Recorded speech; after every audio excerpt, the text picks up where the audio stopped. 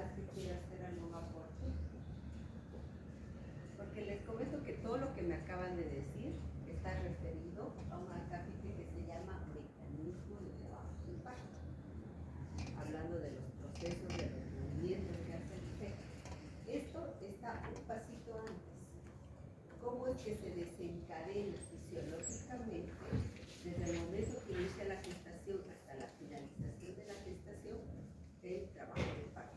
¿Cómo funcionan los procesos fisiológicos endócrinos? ¿Cómo funciona el proceso de la contracción del útero? ¿Por qué les hablo de un paso antes? ¿Por qué les hablo de un paso antes? Porque todo lo que es mecanismo de trabajo de parto lo vamos a llevar en extenso en el siguiente tema. Pero antes tenemos que entender este, porque si no todos los partos se darían en cualquier edad gestacional. Entonces tiene que haber un proceso de inicio y de finalización. ¿Ya?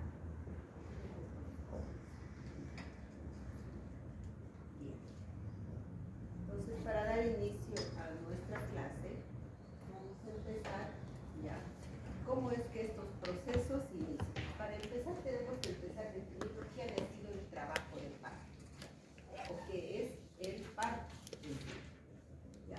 Son secuencia de movimientos coordinados, ¿ya?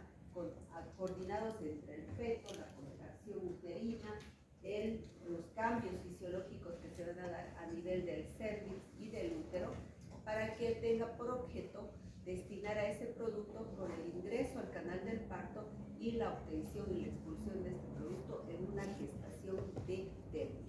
Es un producto de la concepción que tiene que llegar a término. ¿Y cuándo hablamos de un embarazo de término? Aquel embarazo que va a estar entre las 37 semanas o, si quieren, 266 días y las 42 semanas de embarazo. Este es un proceso que va a iniciar su actividad ya generalmente alrededor de las 36 semanas, donde empieza a ocurrir esos cambios fisiológicos endocrinos, tanto del feto como de la madre, y hay unos cambios estructurales. Abriremos por favor esa puerta y después la cerramos. Estos cambios estructurales van a ocurrir ya durante el proceso del embarazo, porque no es una situación que se va a ir dando de un día para otro. Esos procesos fisiológicos que regulan el parto, hace un momento decíamos que el parto no va a iniciar sino es cuando el producto esté maduro y cuando haya tenido un peso adecuado o inadecuado, porque no es un factor del peso, sino la madurez del feto la que va a permitir eso.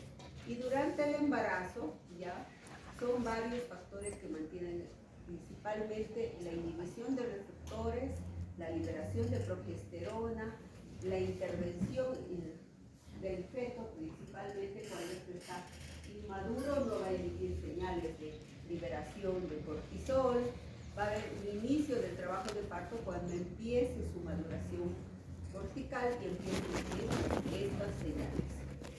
Entonces, ¿qué factores van a intervenir? Para eso, esto ya ha sido estudiado, esta gráfica está descrita en el libro de Williams, donde desde el inicio de la concepción del embarazo hay un proceso de preparación.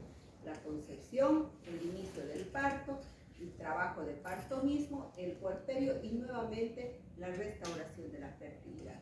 Pero lo que nos vamos a abocar en este tema es principalmente al inicio del trabajo de parto, que es la segunda fase de todo este proceso. Ojo, que no es lo mismo hablar de fases que hablar de las etapas clínicas del trabajo de parto, que es otra definición muy diferente.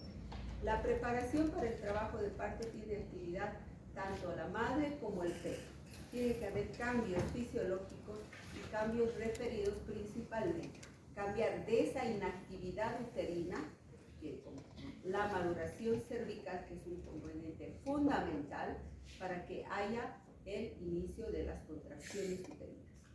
Las células pilometriales van a experimentar una serie de modificaciones, van a cambiar su textura durante todo el embarazo, se han hipertrofiado, pero hay una quiescencia, un estado estático. ¿Por qué? Porque se cierran sus canales de calcio, se cierran sus receptores de oxitocina, no hay, es más, receptores durante el inicio del embarazo, y del trabajo de parto, y cuando inicia el proceso de estimulación y de maduración, recién empiezan a activarse sus canales de calcio y a presentar mayor sensibilidad a sus receptores de oxitocina. Y empieza a haber contracciones iniciales, que son las llamadas contracciones de Braxton Hicks, que son contracciones leves, percibidas por la madre, pero la característica de esta contracción es que no hay modificaciones cervicales. La regulación de los canales iónicos, inicialmente la membrana, el músculo liso del útero es un músculo que se hipertrofia, se elonga durante el proceso del embarazo. Es así como mantiene un tono para mantener una posición y una situación en el producto. Al final del proceso del embarazo, estas células van a intercambiar su polaridad. ¿Ya? Inicialmente, dentro de la membrana hay una polaridad negativa y en el exterior de la membrana es positiva por la cantidad de calcio. Luego, posteriormente, por los cambios hormonales y ese desequilibrio, cambio si quieres del equilibrio y la liberación de enzimas deshidrogenasas, de cortisol, el descenso de la progesterona y luego la liberación de oxitocina y incremento de receptores de oxitocina, ese cambio que se va a dar al final, tanto inducida por la madre como por la placenta y el producto, ya es que va a ocurrir ese cambio de polaridad y empiezan estas contracciones. Durante este proceso, los compartimientos internos, principalmente el músculo, que tiene una característica de 3 capas musculares principales. Hace poco han llevado esto, ¿no? Tiene capas, el músculo uterino tiene 3 estratos de músculos. ¿Y cuáles son? ¿Por ahí? ¿Alguien me quiere ayudar? Porque no es un músculo liso, lineal, así como un tubo, ¿ves? Tiene 3 estratos y tiene una función fundamental eso. ¿Que lo están viendo en la imagen?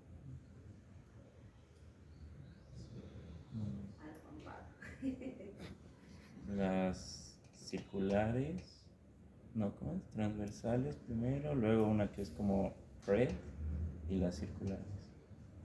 ¿Quién le ayuda? Doctora, ¿serían oblicua, transversales y longitudinales? Toda esa conjunción de fibras hace que el músculo liso del útero tenga una mayor proporción, fíjense, en el fondo uterino. Esas fibras que están en el fondo uterino ya tienen una plasticidad fenotípica característica, que quiere decir que en el proceso del embarazo ya se van elongando, se hipertrofian. Luego en el proceso del inicio del trabajo de parto y el cambio iónico se acortan y hacen un proceso de contracción del fondo uterino hacia el segmento que sería el istmo y luego el cervix.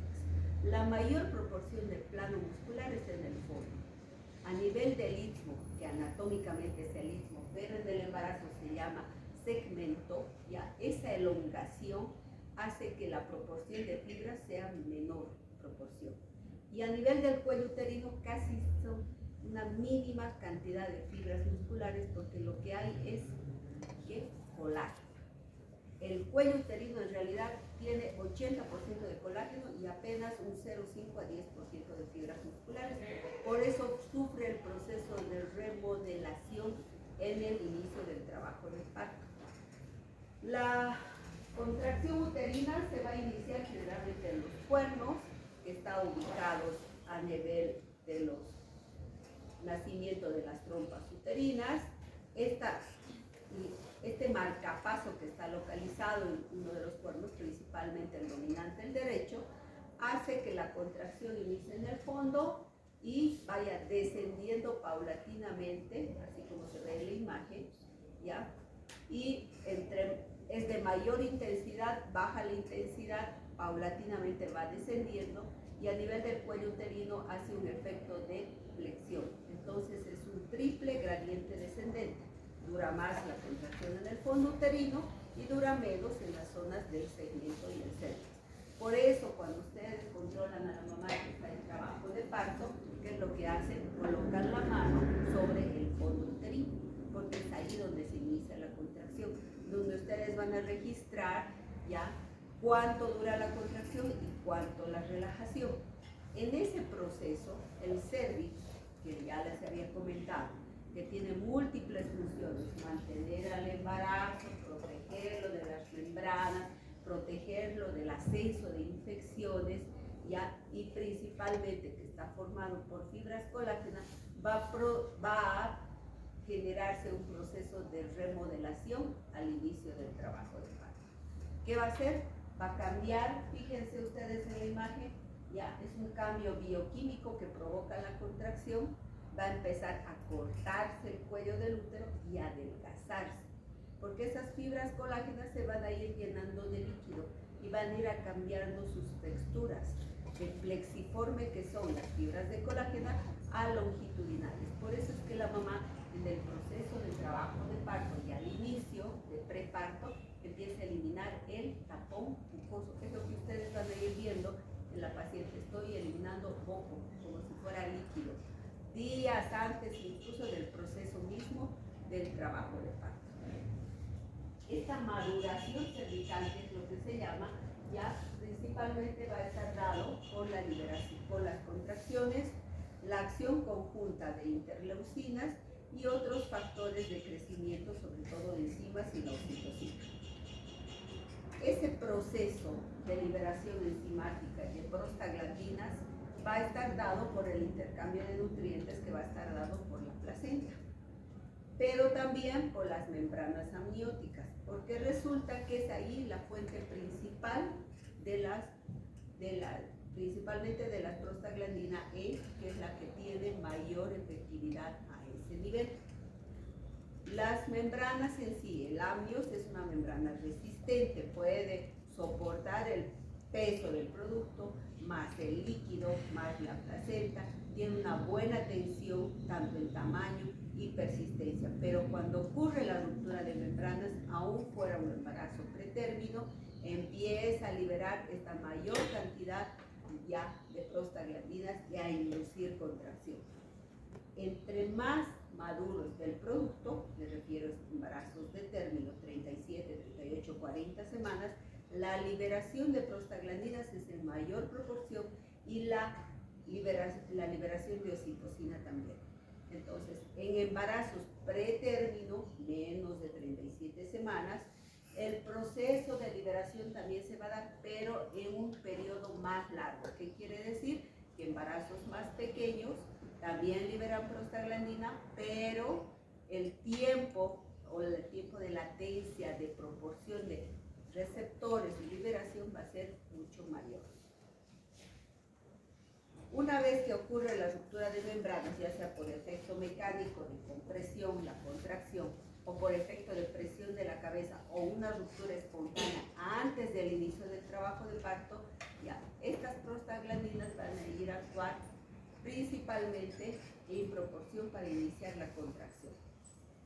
Existe también enzimas a ese nivel, ya una llamada uterotonina o la prostaglandina deshidrogenasa, que va a estimular esta contracción. Va a estar presente generalmente al final de las 37, 38 semanas. Quiere decir en un embarazo de término. En los embarazos pretérmino no son visibles este tipo de enzima. Estas hormonas esteroides, acompañadas de la progesterona, mantienen la inhibición en la contracción, pero cuando ya está maduro, empieza a iniciar la contracción, empieza a subir de proporción en concentraciones. Fíjense, al final del tercer trimestre desciende y estimula a esos receptores que se han ido generando durante todo ese proceso del embarazo. Es importante verificar que estas prostaglandinas y estas oxitocinas ya van subiendo paulatinamente en concentración en el proceso mismo del embarazo. Quiere decir que a medida vaya acercándose la fase final del embarazo, ya todas las membranas y todos los proteoglicanos van a ir a generar mayor proporción de prostaglandinas. Hay dos isoformas principales de prostaglandina: la forma A y la forma B. Las que predominan en la fase previa al trabajo de parto es la A y al final del trabajo de parto es la B. ¿Por qué? Porque van a ir a estimular los receptores. Estas prostaglandinas se generan ¿de dónde? De la liberación normal de la formación del ácido araquidónico por efectos enzimáticos. Este es un proceso fisiológico que se da en cualquier área del organismo, ¿ya? Es la acción del ácido araquidónico, la liberación de la fosfolipasa 2, la que a nivel de la membrana plasmática va a ir a generar y formar formas activas de prostaglandinas. Es un proceso fisiológico, ¿ya? La forma activa siempre va a ser la prostaglandina F2-alfa, que es la más intensa en contracción y en recepción uterina. La distensión uterina también viene a ser un factor principal. ¿Qué es lo que hace la distensión uterina? A nivel de ganglios nerviosos empieza a estimular ya un reflejo del ganglio estrellado, que es el ganglio de Frankenhauser, que está ubicado a nivel hipogástrico. Y es por la distensión. Por eso es que los embarazos gemelares, donde hay una sobredistensión, desencadenan más rápido un trabajo de parto. Los embarazos únicos, cuando llega a un tamaño máximo, pacientes con diabetes, productos grandes por efecto de polidramios o productos que tienen un peso exagerado. Hablo de las diabéticas porque es mayor proporción en ellas, donde el desarrollo del producto es mucho más grande. En madurez son más pequeños, pero en tamaño y en volumen son mayores. Entonces se estimulan gracias al efecto de presión o estímulo, si quieren, a nivel del ganglio Frankenhauser. Otro reflejo importante es el reflejo de Ferguson. Es un reflejo que se genera por compresión del producto a nivel del cervix. Ustedes estimulan el cuello uterino o al momento de realizar el tacto y verificar cuál es la condición del cuello, emborramiento, dilatación, adelgazamiento, ahí es donde ustedes generan ese reflejo. Se llama reflejo de Ferguson. Y obviamente también la liberación de oxitocina por la madre. También interviene el feto, porque no había sido que es un factor estático. El feto tiene también la producción de cortisol a través del proceso de liberación materna. Cuando ya llega la última fase del trabajo de parto, para iniciar la última fase del embarazo, después de las 37 semanas, el hipotálamo materno empieza a liberar adrenocorticotropina. Y este estimula ya a nivel de la glándula suprarrenal fetal la liberación tanto de oxitocina como cortisol. Entonces inicia otra vez ese ciclo que hace un momento hablamos. Liberación de adrenocorticotropina, de hidroepiandrosterona por parte del feto, cortisol, pasa a la placenta mayor liberación de prostaglandinas, otra vez ya a nivel fetal ocurre exactamente lo mismo. Por eso se dice que el feto se encuentra maduro para desencadenar su propio trabajo de parto. ¿Por qué? Porque ya empieza su glándula suprarrenal y su hipófisis fetal a liberar cortisol y desencadenar nuevamente la liberación de prostaglandinas. He ahí la razón por la que los fetos de término, los fetos que se están pasando del embarazo, lo llamamos después de las 40 semanas, van a iniciar su trabajo de parto tardíamente. Pero hay otros que pues, se encuentran ya maduros, aunque no hayan llegado a las 42 semanas, también inician su trabajo de parto, pero de forma paulatina porque ya tienen una maduración establecida. Y es gracias al efecto de la liberación de cortisol fetal que se va a dar. Todo este proceso de liberación de hormonas, liberación endocrina, estos ciclos, ya van a hacer que ocurran dos efectos fundamentales a nivel de la membrana del músculo liso. Primero, fíjense la imagen de arriba, bloqueados los canales de calcio, no entra potasio, hemos dicho la polaridad de la membrana de la célula va a estar negativa dentro, positiva afuera, y la membrana queda quieta. Queda quieta porque tiene dos cadenas de fibras de actina y miosina que cada una de ellas están separadas. son las imágenes donde están viendo ustedes los acúmulos globulares en lila, creo que se ve, y las verdes. Entonces cada una de sus moléculas están separadas. Cuando inicia el trabajo de parto o inicia la contracción, los receptores empiezan a actuar a través de las prostaglandinas, se abren los canales de calcio, empieza a ingresar calcio y fíjense, cambia la textura de las proteínas de actina y miosina y empiezan a engranarse unas con otras. Y ahí empieza la contracción de la membrana.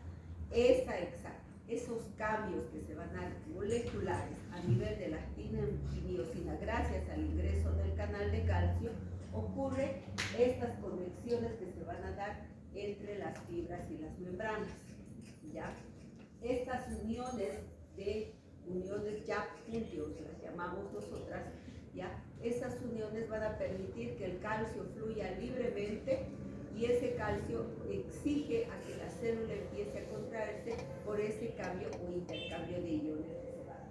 Si no hay esta condición que se va a dar a nivel de la célula miometrial o del miocito, no hay contracción.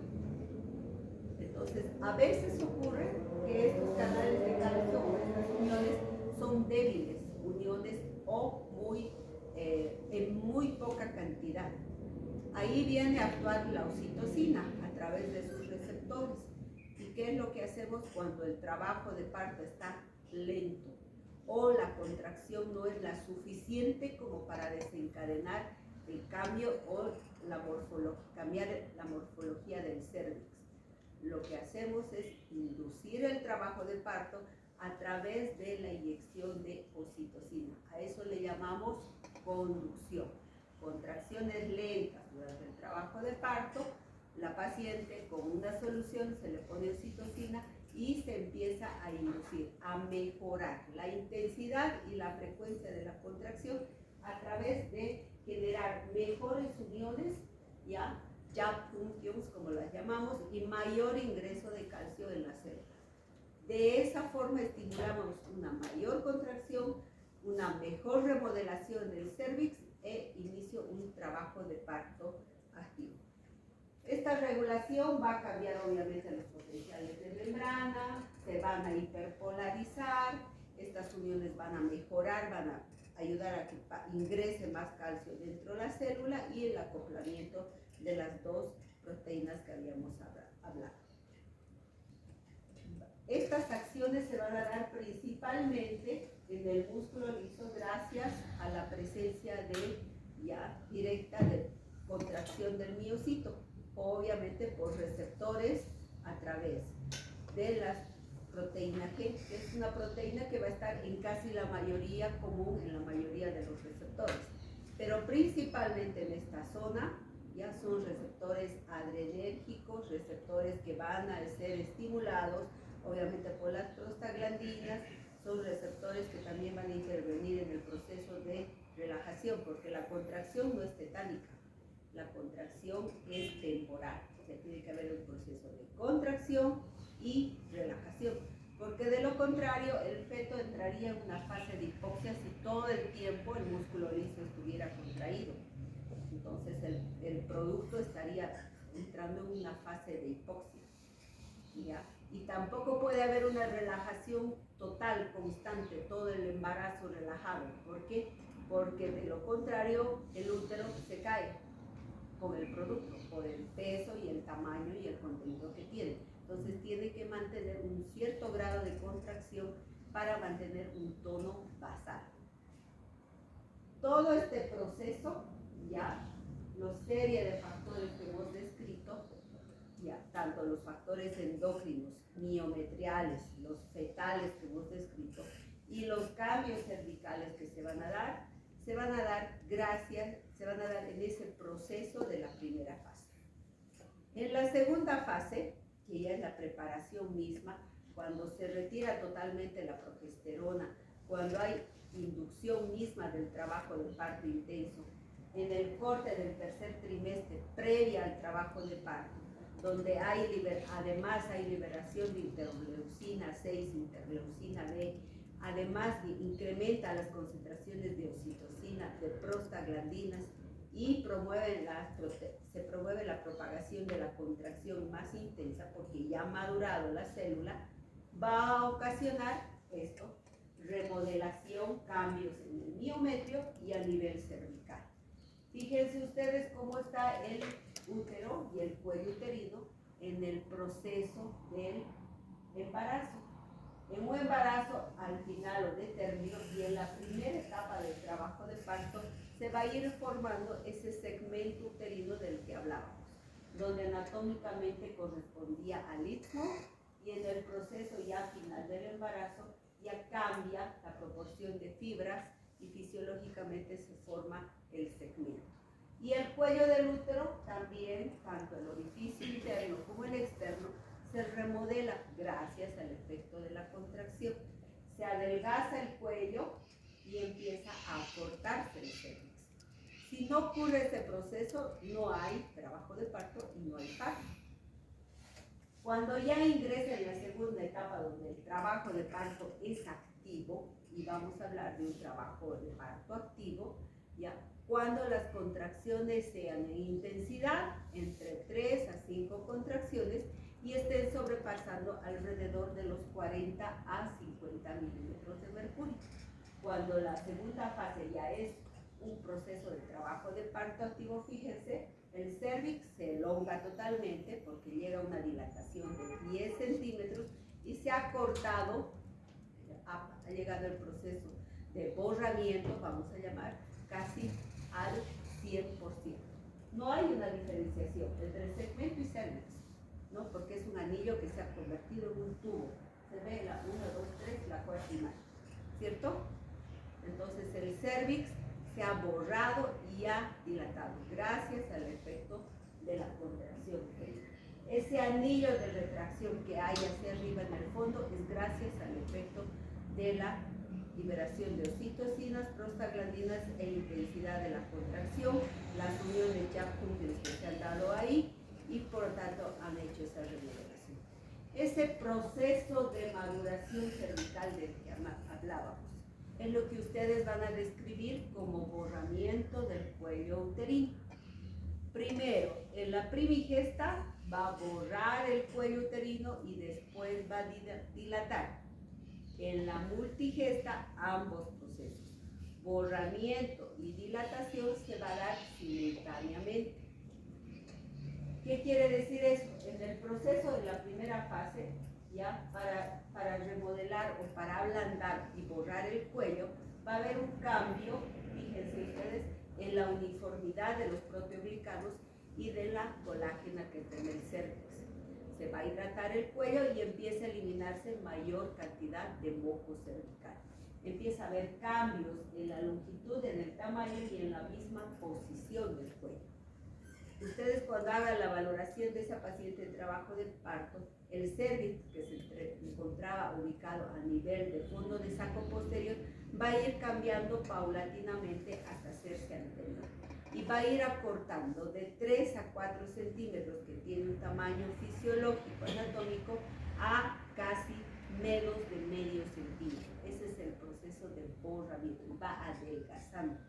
Entonces ustedes dicen al inicio, le voy a hacer tanto, pero ¿cómo voy a distinguir si está borrado o no está borrado? O qué está maduro y qué no está maduro, ¿no ves?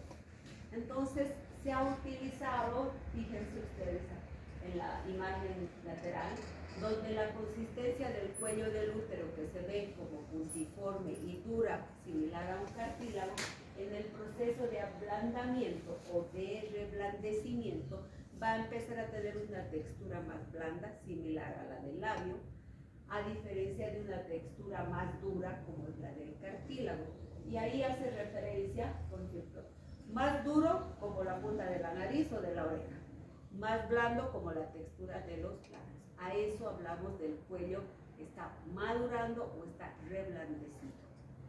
¿Y cómo voy a saber si está acortando? Pues cuando hagan el tacto, ustedes van a poder distinguir la longitud del cuello y luego el acortamiento. De un tamaño de 3 centímetros va reduciendo paulatinamente a 2 centímetros, 1 centímetro, y luego posteriormente ya no encuentran ese cuello porque ya empieza a dilatar, empieza a abrirse. Este proceso de maduración cervical también está dado por las contracciones, y ya les he dicho, es desde el momento que inicia el cambio, ya la estimulación de la contracción y la estimulación de prostaglandinas y oxitocina. Hace un momento decíamos que el proceso del trabajo de parto estaba ayudado también por el feto, por la liberación del feto de cortisol, por el proceso de maduración y la liberación. Esto simplemente para repasar. Estos estímulos que van a dar, el feto los puede dar también cuando el feto se ve inducido por factores externos de riesgo. ¿Qué quiere decir eso? La mamá está con una infección urinaria, está haciendo un cuadro de leucocitosis, una bacteremia que puede provocar a que el feto empiece también a liberar el cortisol. Y ahí, aunque no sea un embarazo de término, entonces la mamá empieza a tener contracciones. A eso le llamamos ¿qué? Amenaza de parto pretérmino, porque no ha llegado al término del embarazo y el feto, por la liberación del efecto externo, que es una infección que le está ocasionando riesgo, hipoxia, y el feto empieza a liberar cortisol. ¿Ya? Entonces también hay factores en los que el producto empieza a sufrir ese proceso de agresión y por ende va a liberar también cortisol y también desencadenar un trabajo de parto.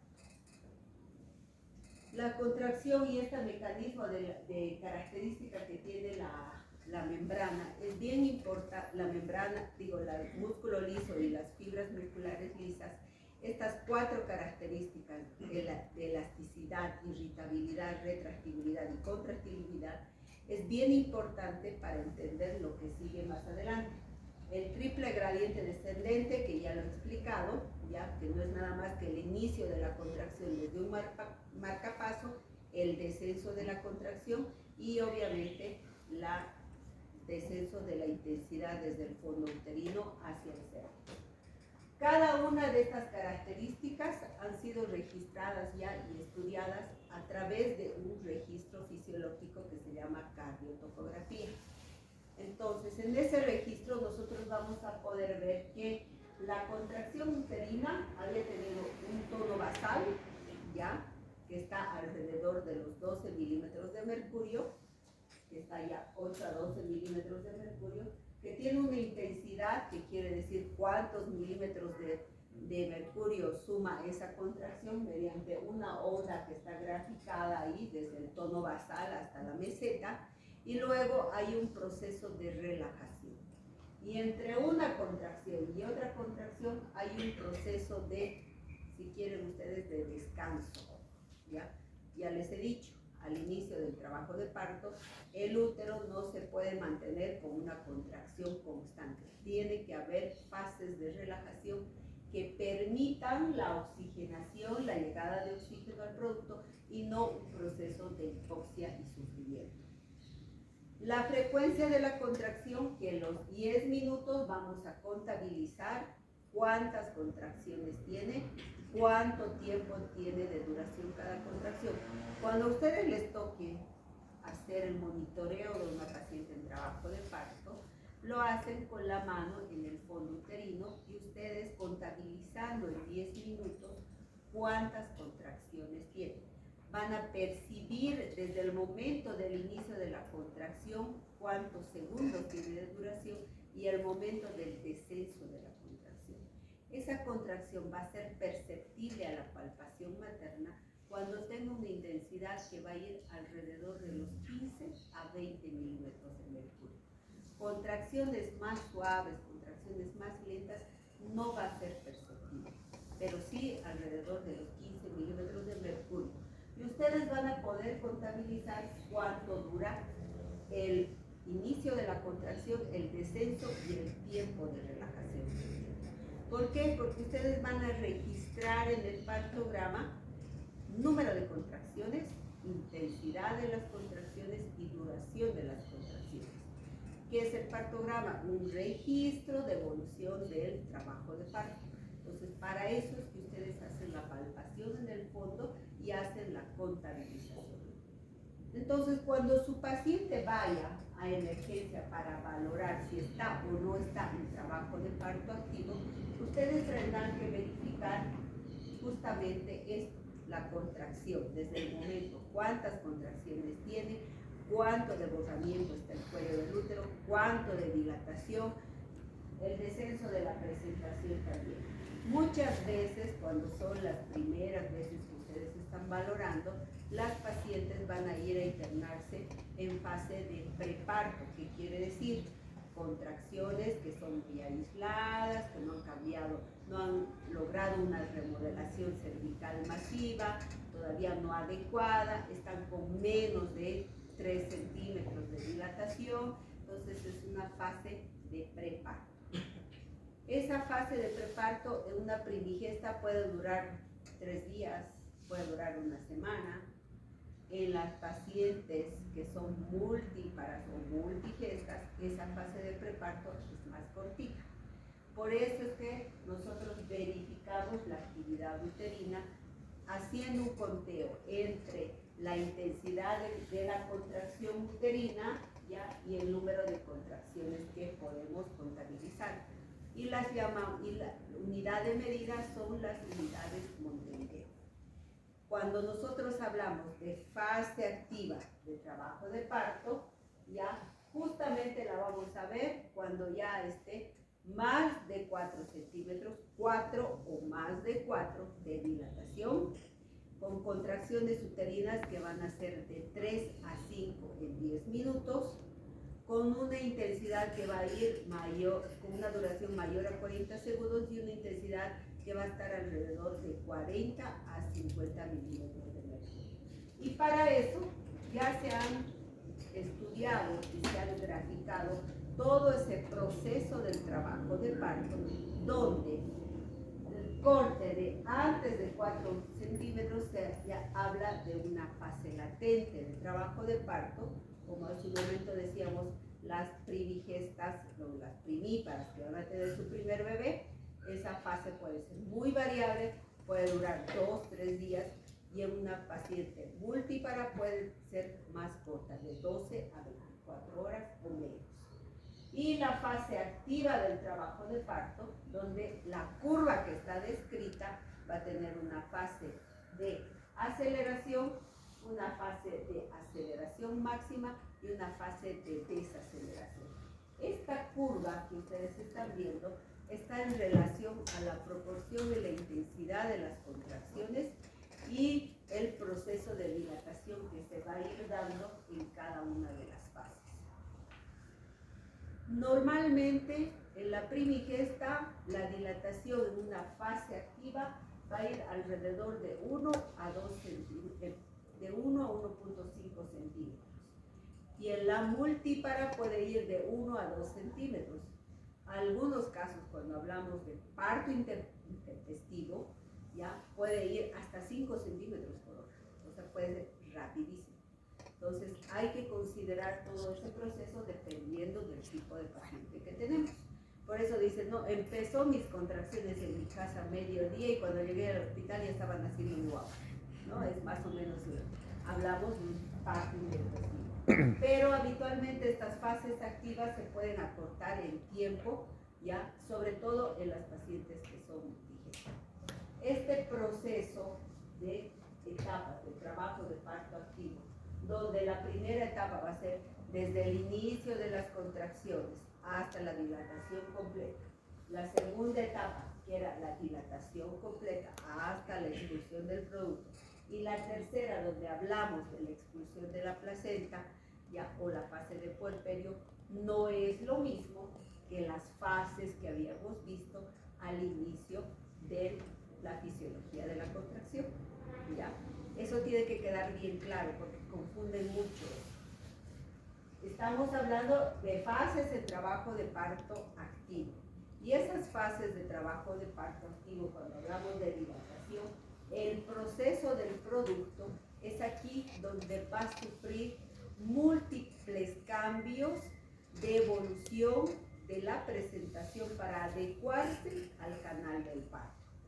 Ese proceso de dilatación ya va a ocurrir contracciones dolorosas, la mamá se queja, hay que ayudarle a respirar, se incomoda. La duración de ese proceso es bien variable, si es una paciente primípara, si es multigesta, ya puede durar, en una primípara puede durar de 12 a 14 horas, en una multípara puede ser mucho más corto, para eso es el margen que vamos a tener de ver cuál es la intensidad, la expulsión del producto del feto maduro, cuando ya la dilatación está completa también va a ser variable, en una primigesta puede durar, puede durar hasta 1 hora, todo el mundo está con la mamá en la camilla con la dilatación completa, puje señora, puje, ¿no ve? Todos quieren que de una vez nazca y pierde su proceso, puede durar hasta 1 hora. En una multípara, en cambio, cuando la cabeza ya está con dilatación completa y ya está en tercer, cuarto plano de Hodge, la salida puede ser rápida, puede durar 5 minutos o media hora. Ya, entonces, tenemos que nosotros evaluar ese proceso ya dependiendo del tipo de paciente. Y luego viene la tercera fase, que es la tercera etapa, que es el alumbramiento, que es el proceso donde se va a expedir la placenta. Entonces, como en estas etapas del trabajo de parto, la que estamos viendo es el proceso de dilatación, ya existen elementos del canal del parto que nosotros tenemos que conocer. Un poquito parte de la anatomía que han debido ver ustedes en la clase previa. Resulta que este canal de parto tiene un segmento que es blando, compuesto por músculos y la pared abdominal, ¿ya? Y músculos del piso pélvico, y otro segmento que es óseo, que está compuesto por el sacro, la articulación sacroiliaca, el coxis y el pubis. Este canal de parto óseo, ¿ya? No es un canal recto, sino que tiene una curvatura. Y a esa curvatura la llamamos la curva de Carr, que tiene una angulación, ¿quién sabe cuánto de angulación tiene? Menos el 5, porque ahora su tema está muy bien. ¿Cuánto de angulación tiene? ¿Nadie? A ver. La famosa curva de Carr del canal del parto. ¿No han oído hablar de eso en su tema de anatomía? Ayúdanos, Jennifer, ¿cuánto tiene de angulación? 110 grados. 110 grados. Por eso es que el producto, ya la presentación cefálica, va haciendo una serie de movimientos, cambiando ángulos, reduciendo diámetros, que es lo que a su momento describía Juan Pablo como son 9 procesos de la cabeza que hace del parto, dice, ¿no? ¿Ya? Estos movimientos y esa plasticidad se tienen que ir acomodando a esa pelvis y seguir los diámetros de la curvatura. El estrecho superior, que va a ser el primer plano donde se va a ir a acomodar esa cabeza en presentación cefálica, y va a ir reduciendo sus diámetros para ir atravesando el estrecho medio y el estrecho inferior. En el estrecho superior vamos a ver varios diámetros, o han debido verlos, ya tanto transversos como oblicuos, ya donde el feto se va a ir acomodando de acuerdo ya a los espacios que vayan a existir. Obviamente todo esto condicionado por el motor del trabajo de parto, que son las contracciones utéricas. Entonces decíamos que en el estrecho superior debemos identificar diámetros precisos que la presentación va a ir a ubicarse para poder descender y encajar en esa curvatura y en ese canal de parto. Los diámetros transversos, transverso útil, transverso anatómico, oblicuo, ya que van a ir de la eminencia iliopetina a la articulación sacroiliaca.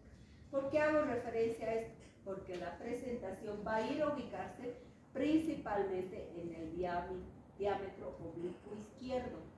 ¿Quién me dice por qué? Es más largo que el derecho, en el izquierdo, por un elemento anatómico que está ahí, que todos tenemos, hombres y mujeres.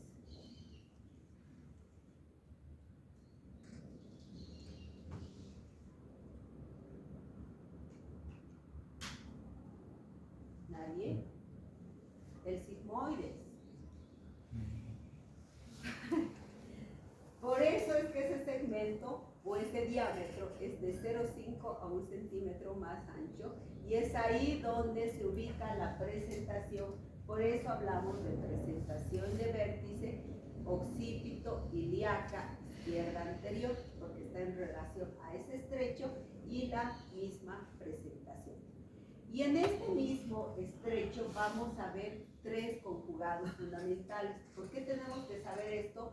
Porque cuando nosotros hagamos la pelvimetría, que es la valoración de la pelvis, tenemos que conocer que había habido un conjugado verdadero que va desde el promontorio al borde superior de la sínfisis del pubis, un conjugado obstétrico que va también del promontorio pero al retroculmen o a la zona media, si quieren, del pubis, y un conjugado ya diagonal que va desde el promontorio al borde inferior de la sínfisis del pubis.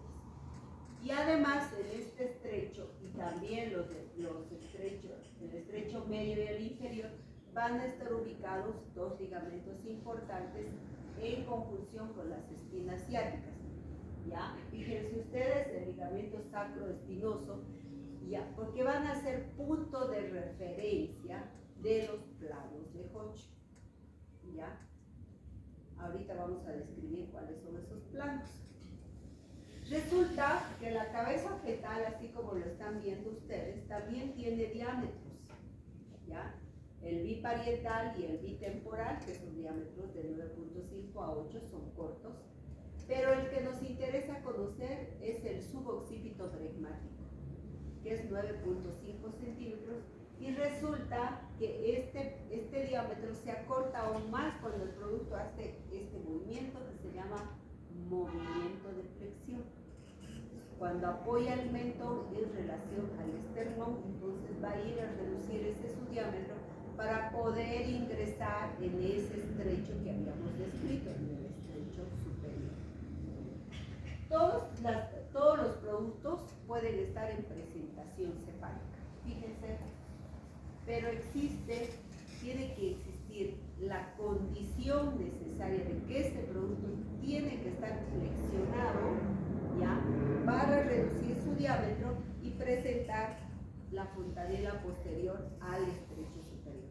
De lo contrario, no hay parto eutóxico. Puede estar cefálico mirando de frente o puede estar cefálico mirando hacia atrás. Llamamos deflexiones cuando está de cara o de frente. Entonces, esas deflexiones no van a parto eutóxico. El que sí va a ir a un parto eutóxico, el que va a estar flexionado, ¿ya?, y mostrando, si quieren, el occipucio en relación al estrecho superior. Cuando inicia el trabajo de parte activo, ya va a ocurrir el ascenso de la dilatación, fíjense, una curvatura que va para arriba, donde hemos descrito, esto por si acaso se llama la curva de Firth. Una curvatura que es el ascenso de la dilatación y otra curvatura que es el descenso de la presentación.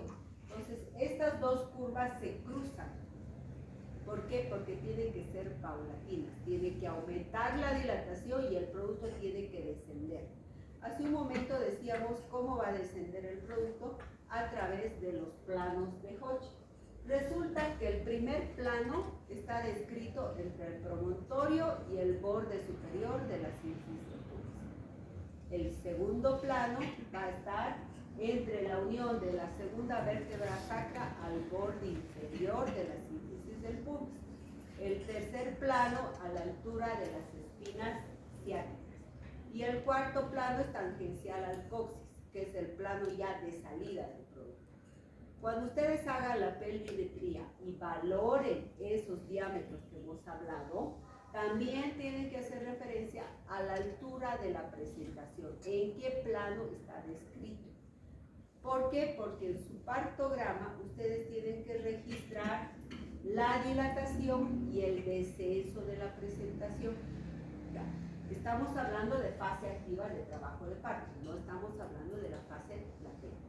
Y como les decía hace un momento, eso puede variar dependiendo si es nulípara o multípara. Y para eso ustedes tienen que tener las contracciones bien identificadas en intensidad, en frecuencia y en duración. Y ese registro que están viendo ustedes es el registro de cardiotopografía. Son cintas que se le pone a la mamá a un monitor, a un sensor de calor que va a registrar la frecuencia cardíaca fetal y el número de contracciones que tiene. Todo eso lo van a hacer ustedes en la sala de dilatantes. Lo tienen que ver, tienen que interpretar, tienen que controlar y tienen que saber que este registro es de 10 minutos cada segmento.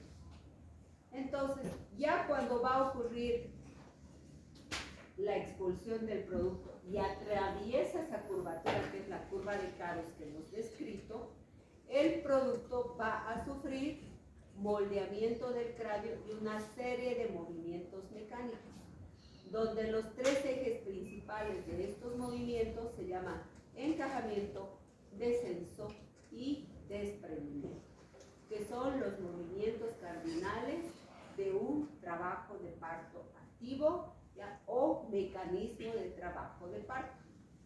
Esta clase es hasta acá, por si acaso. La siguiente clase es lo referido a solamente el mecanismo de trabajo de parto y la tensión del parto. Ya. Así lo han dividido. Yo le hubiera dado toda de corrida porque está engranada, pero me han dicho que tiene que ser así. ¿Ya? No sé si hay preguntas hasta acá. ¿Preguntas? ¿No? Muy bien. Entonces, lo referido a mecanismo de trabajo de parto lo vamos a ver